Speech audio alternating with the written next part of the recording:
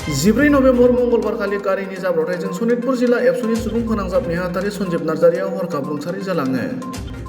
बिथांनि हरखाब रुंसारि जानायाव ओनसोलनि बयबो गोथौ दुखु मोननाय फोरमायो।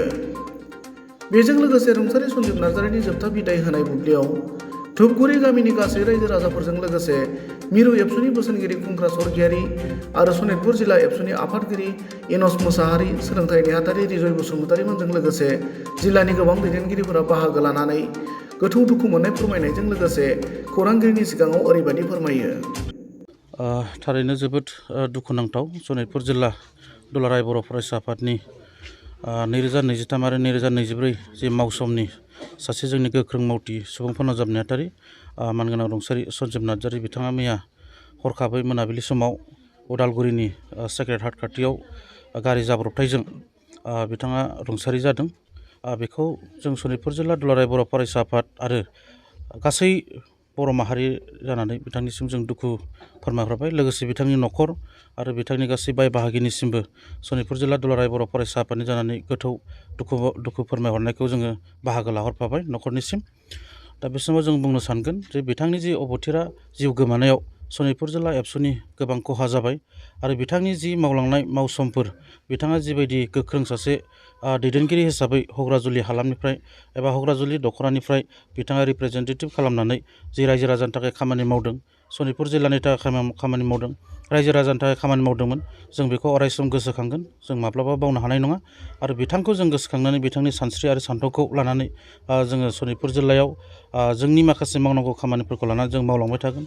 बिथाङा बे समाव गावनि बिसि आरो गथ' सानै गालांबाय। दा बिथांमोननि जि दुखुथिया न'खर जाहाथे आफा इसोरा मोजाङै मोजां बिथांनि सानै गथ'खौ मोजां लेखा गोरों खालामथों, मोजां इयुनाव जाफुंसार सासे मानसि खालामनो हाथों, बेखौ इसोरनिसिम आर'ज गाबबाय।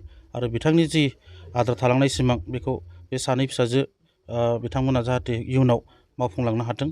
दा बेखौनो आं न'खरनिसिम दुखु फोरमायनानै सनितपुर जिल्ला दुलाराय बर' फरायसा आफादनि जानानै गासैनिसिमबो दिनैनि बे दुखुथिया बिथांखौ बिदाय होनाय समाव न'खरसिम जोङो सनितपुर जिल्ला एबसु आरो दुलाराय बर' फरायसा आफादनि मानगोनां बोसोनगिरि खुंख्रा सरगियारि बिथांजों जयै फैनानै बेयाव बाहागो लाफैबाय आरो बिथांखौ जोङो बिदाय होबाय।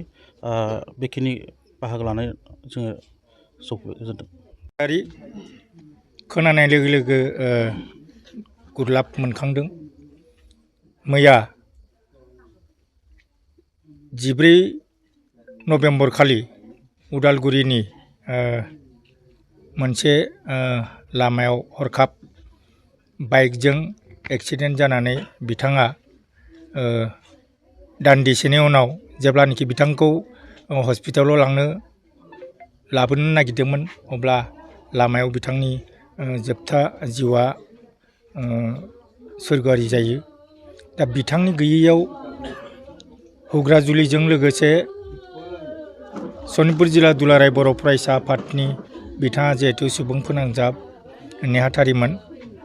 दा बिथांनि गैयैयाव सनितपुर जिल्ला दुलाराय बर' फरायसा आफाद, हग्राजुलि दख'रा दुलाराय बर' फरायसा आफाद आरो बिथांनि गामिनि नैबे गामियारि रायजो राजाफ्रा बिथांनि हरखाब गैयैयाव जोबोद दुखु फोरमायदों। बिथाङा 33 बैसोनि सासे जोहोलाव माहारि सिबिग्रा जोहोलावमोन। बिथाङा बिमा, बिफा, गावनि बिसि आरो उन्दै फिसाजो सानैखौ 33 बोसोर बैसोआव बिथाङा जिउ गोमानानै बिथांनि न'खरखौ गारना गालांबाय।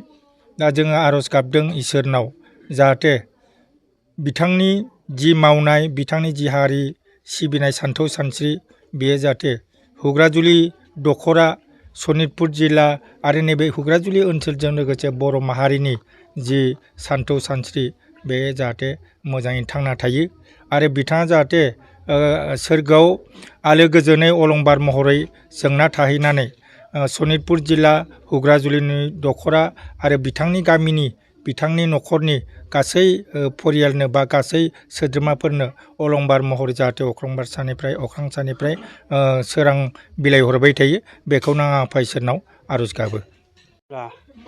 फरायसा आफादनि सुबुं फोनांजाब नेहाथारि बिथाङा मैया मोनाबिलि समाव हरखाबै गारिनि एक्सिडेन्ट जानानै रुंसारि जालांबाय। दा बिथांनि थाखाय जोङो दख'रा आफादनि जानानै गोबां दुखु फोरमायदों। न'खरनि बाय बाहागि न'खरनि गासै दुखुथिया सोद्रोमाफोरजों जोङो बाहागो लाफादों। जिहेथु बिथाङा जोंनि दखरा आफादाव सासे बोसोनगिरि हिसाबै दखरानि बायदि बिथिं खामानि मावनाय बायदि हाबाफारियाव जोंखौ गोबाङै मदद होयोमोन। जिहेतु बिथांनि मावनाय हाबाफारिफ्रा जोंनि थाखाय गोबां गोनांथि दङमोन आरो बिथाङा थांना थासान्दियाव जोंनि दखरा आफादनि बायदि बायदि बिथिङाव खामानि मावनायजों लोगोसे बड'फा गेजेर आरो गोजौ फरायसालिनिबो सासे समाज बिगियाननि फोरोंगिरिमोन। जिहेतु जोंनि बिथांनि मावनानै गालांनाय बेखौ जों बुंनानै फोजोबनो हाया। बेनि थाखाय जों गोबां दुखु फोरमायदों।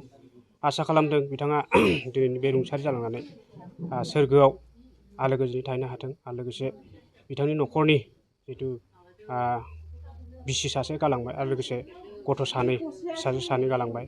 बे बिसि आरो फिसा सानैखौ जाहाथे मोजाङै मोजां सोलिलांनो हानो थाखाय मोजाङै मोजां सासे सुबुं जानो थाखाय इसोरा नायहरो बेखौनो आं आर'ज गाबनाय जाबाय।